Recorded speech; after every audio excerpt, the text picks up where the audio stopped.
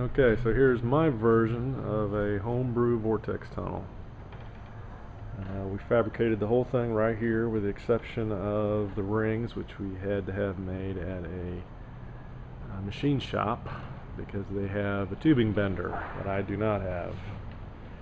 Everything else was put together here and sourced from new and used parts from eBay. And we used found 10-inch wheels off of eBay for these rollers on the bottom here. We were originally planning on 8, but we couldn't find 8 for the price we wanted to pay, so we got these 10, which work fantastically. They actually have bearings inside, which is useful on the other side, which I'll show you, but on this side it didn't matter because all of the wheels are hooked together with an axle, and so we had to use what's referred to as pillow blocks bearings that the axle rides on, and then we had to lock each wheel to the axle, which is what those plates are right there. And then this is where we split the axle so we could do repairs if we had to, get axle out, wheels off, etc. This is the motor assembly, which may be a little hard to see in this lighting. There, that's something a little bit better. That is a half horse. That's a half horse gear motor, which is probably the size you'd be shooting for, so something of this size, because a smaller horsepower motor is going to have extreme amount of troubles. My first time around I tried a 1/12 gear motor that I found cheap, and it would roll this thing without a problem, but it would not start it, so I didn't have enough guts to start the thing. So I advise that you shoot for a 1/2 horse gear motor. The other side, you can see the wheels are separate, just rollers, and again they have bearings on the inside of those wheels, so they roll really nicely. And I just found some pins, like giant cotter pins, at the farm supply, and had these brackets bent, drilled holes in them, slipped them through, and they work perfectly. The rings themselves are 9 feet in diameter, and they are held together with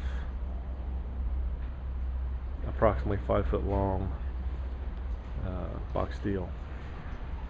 And it's not perfectly true, but it is true enough that it rolls very well and very quietly. And you can see I just welded brackets on it and bolted the whole thing together so that they could be disassembled if we needed to. And the paint, if you're wondering, is how I marked locations for the Velcro for the fabric.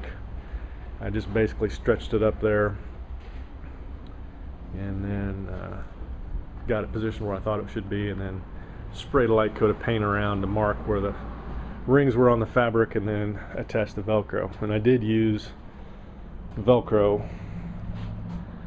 to attach it to the rings. The ring side and steel side was adhesive, fabric side was sew-on Velcro, and I used 1 inch on the rings and 1.5 inch on the cloth, so I had a little playroom.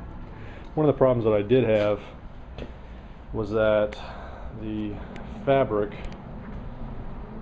arced in a little bit after I stretched it. You can kind of see how it stretches in because of the round shape, and it was dragging the bottom of the bridge, so I had to actually raise the bridge a little bit. As you can see, though, it's not very high. I think it's about a total of about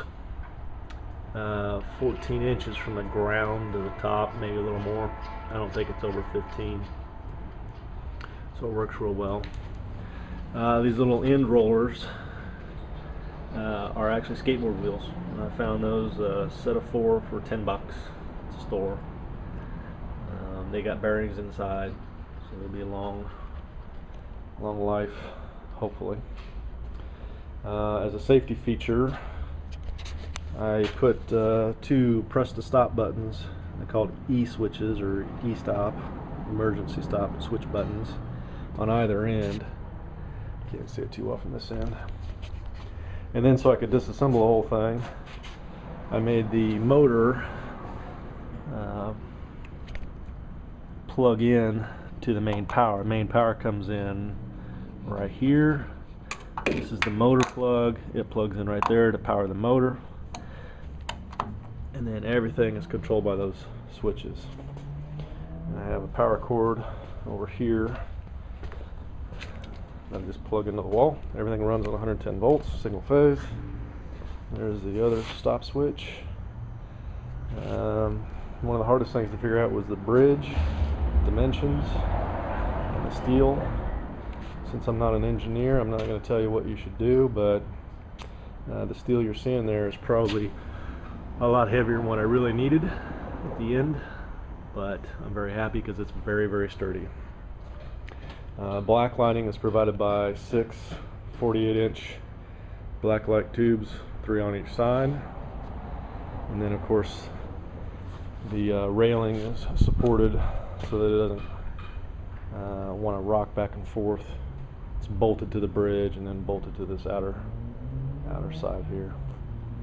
And the overall appearance is pretty good, strength wise.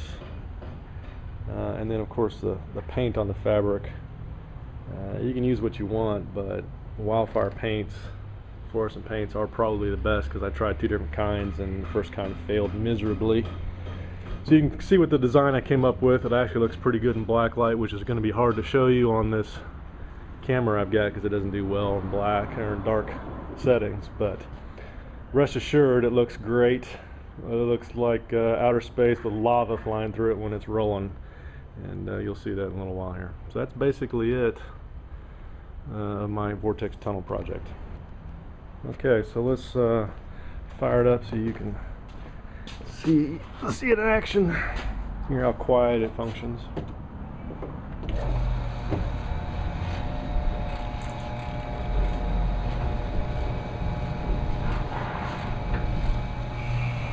So there it is.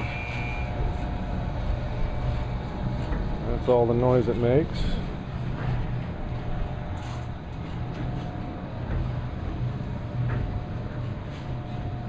And there it is in action.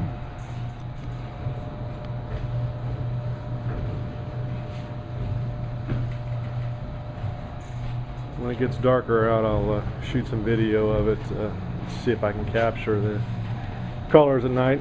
It's pretty spectacular, but again, this camera is not the greatest for nighttime shooting.